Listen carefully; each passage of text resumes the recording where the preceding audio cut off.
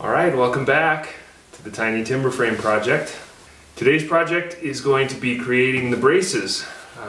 We need to make 6 of them according to the plans, and believe it or not, they have some of the more challenging elements in this whole build, and that is due to this geometry that forms the tenons, and the length of this is really important to get down correctly, because where it's positioned between the tie beam and the post, the length determines how square we are. So we got to get these really accurate. I'll show you how to lay them out, and then I'm going to go ahead and cut the remaining 5 because I did this one here as practice already. So off to it. If you notice here, I'll zoom in, and you see this recess right here? That recess is a measurement from the top down, which on our beams looks like it's going to be 5.5 inches. And the reason that we do that is to get rid of any variance in the beam thickness. So we know from the top of the beam then to here we have 5.5 inches. And we're going to do the same thing on the post as well.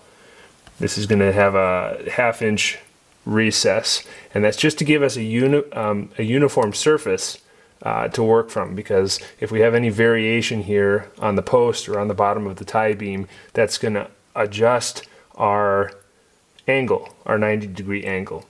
So the important things is that we have, let's see, what's our post dimension here?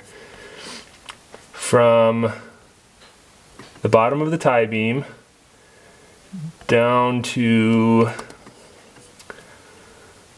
all the way down here, we have 23 1/8, and this should also be 23 1/8. So that's where we're gonna make the starting of our recess, 23 1/8. And then the important dimension of our brace is this point from here down to here, which is kind of an obscure 33 and 13/32. So we're going to get pretty close to that, not down to the 32nd, obviously. Let's take a look at some more dimension items here. I've added a little bit of material in the design so that we have something that we can make, that we can measure all the way down for like our overall length.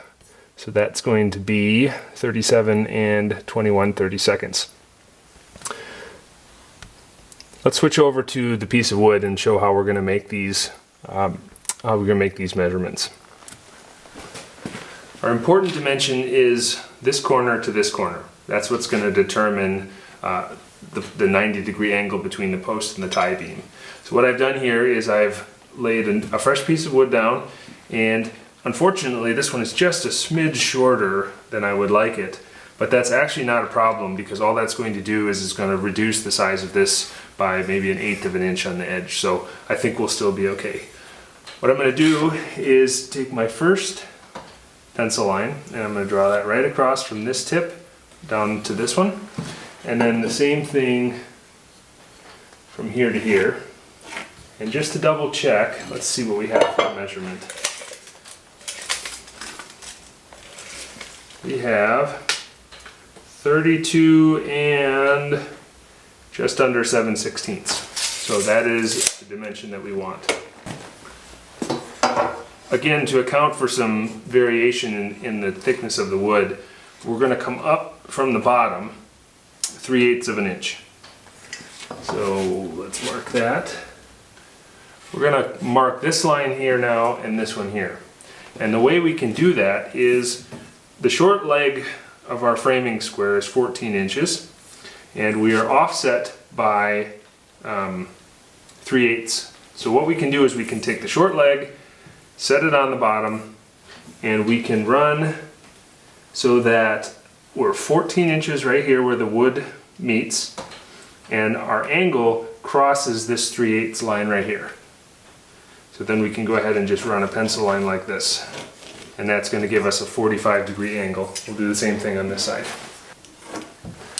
Now that we have that, let's go ahead and mark this one right here. And we can follow that same principle where we use the short leg and we use the 14-inch mark. So let's see if I can figure that out. So we can draw our pencil line right across. Let's do the same thing on the other side. Like that.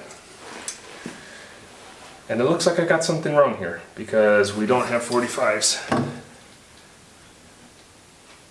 Well, let's figure out what that is. After a few minutes of head scratching, I think I figured out what I did wrong on that first one. These are correct, these are at 45 like they should be, but what I did incorrectly on this one was that I used the outside of the pencil to put it 14. See how that's it? That matches that line? That's not correct. I'm referencing here, and so I need to reference the inside. So if I put this at 14 and I cross the line there, now that looks a whole lot more like 45. So we're going to cross that out. We're not going to use that one. Do the same thing again over here. So line up the inside tip, line up 14 inches and cross right there. Much better. What is next? We can cut this line or measure this dimension right here, and that's somewhat arbitrary. You need enough material so that you can drill a hole and drive a peg through here. This piece is a little bit short, so basically I'm just going to take from where this crosses here and make a 45 that goes across that way and that way.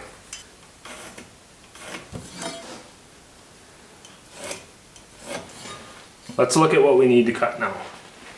We can see this corner comes off, this corner comes completely off, this one comes off, and this one comes off.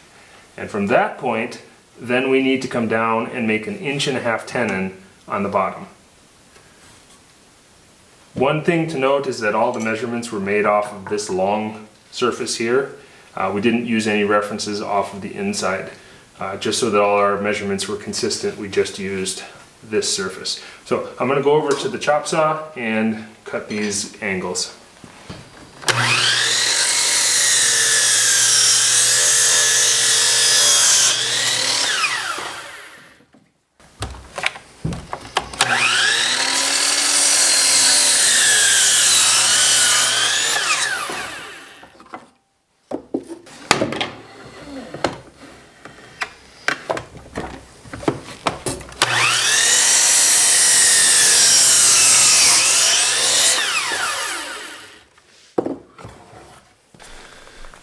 This is going to be our tenon that we're going to keep, and we need to cut out some waste right here. So our tenons are going to be 1.5 inches thick, which is conveniently the size of this blade. I'm just going to make a mark here so I have a reference. I have set the stop on my saw so that when you pull it down, it goes just a little bit past, how do I explain that? It goes just down so that what it remains is a little less than 1.5 inches.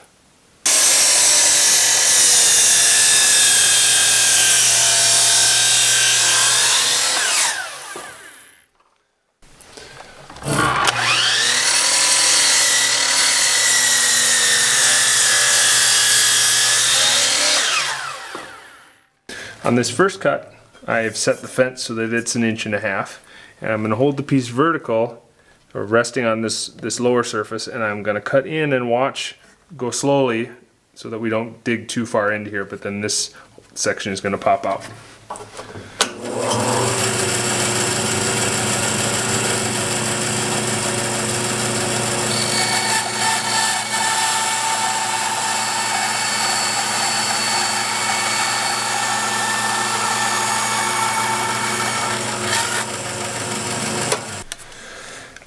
Because the wood is not exactly 3 inches thick, I don't know, it's a bit bigger or smaller, I'm not exactly sure.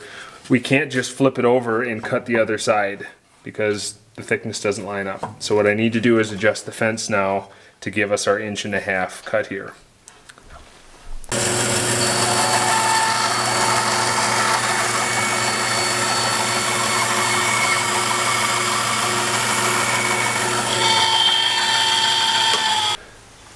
2 down, 4 more to go. Nice thing about these is that if they're cut accurately, they should all be interchangeable. It doesn't matter if they go this direction or this direction, they're basically the same on either end. Earlier I said that we would measure from this inside corner to the shoulders of each of these, but actually as I look at it, I think what I'm going to do is measure from the outside all the way to there, and then from the top of this one all the way down there. Either way, the goal is to get a 90-degree here, and so that is going to be affected by the shape of the timber, and so these recesses may be a ½ inch or they may be less in order to get our 90 degrees in the corner. Working with wood can be kind of tricky because it tends to have a mind of its own. It, for the most part, at least in my experience, doesn't stay perfectly straight or perfectly square. So what we're trying to do here is we're trying to get this post to be perpendicular with the tie beam. So what I've done is I put the joint in place right now, and I put my square in here to make sure that we are in fact square in this corner. And then to find the location for this this brace, what I have done is measured from the outside here, and I have 28 3/16 to the outside, and then from the top of this one I have that same 28 3/16 here. I'm inset my ½ inch for my housing here and here, and so we're going to go ahead and cut out our housing and then cut in the mortise for these tenons here.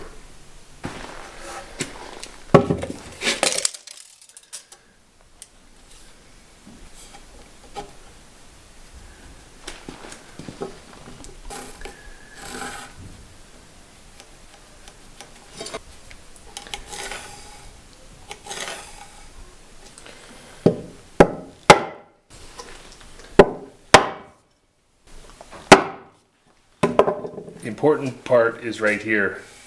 This bottom line is going to be important because that's what the brace's shoulder sits on, and that's going to determine how close to 90 degrees we can get. So I'm just trying to be real careful on this line.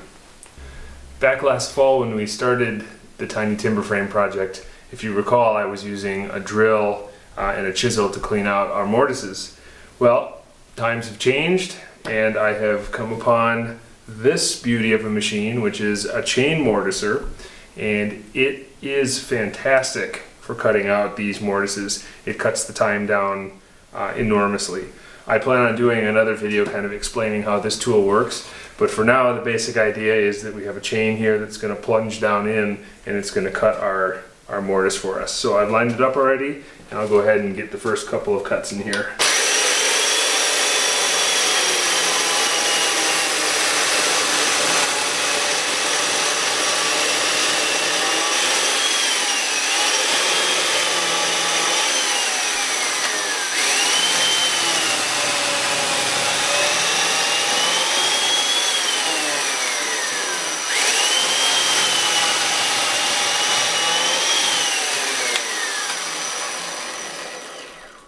As you can see, this works a lot faster, and it gives us a nice square mortise. So I'm very pleased with it.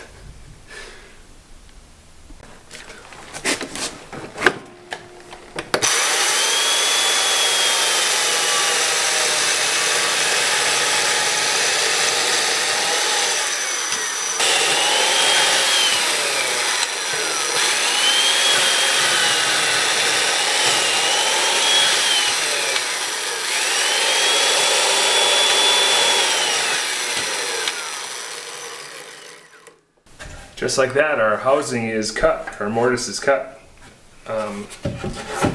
Slides in here, fits real nicely, and all we need to do now is take the housing portion out for this to sit down in, right down in here. So we're going to just use a chisel to do that. So I used a chisel to cut the recess out, and I think if I had to cut a lot of these, I would set up some type of a router jig or something like that to be faster. But this worked okay with the chisel to get it busted out right now. So now that that's in there, we can set our brace right down in. sits nice and solid there. And according to this, we're pretty much right on. So just need to cut the housing for the tie beam next. So I put the tie beam in and made sure things are square.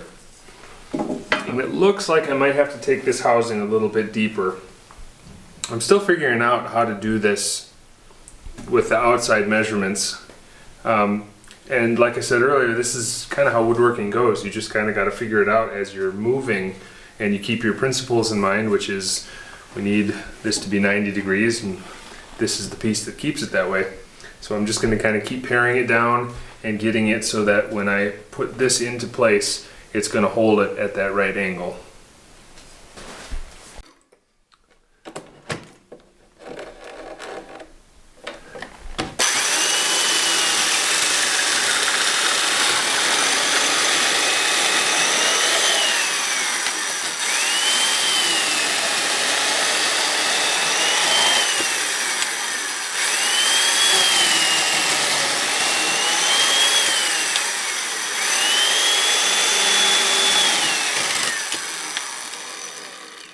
Both housings are cut and we have the corner brace in place. I put the square on here and I noticed now that we have a bit of a gap here. And that's actually better than if it were too tight, because what we can do is we can just adjust either the housing length right here, we could take a little bit off right here, and that'll allow the tie beam to come down. Or we can just make sure that these are seated in really well. It looks like there's a little bit of excess material that's keeping this from going all the way down to the shoulder. So that's how we do corner braces. There are, let's see, 5 more that have to go on this building, and I will get on those and give you an update when I'm done. So until then, take care.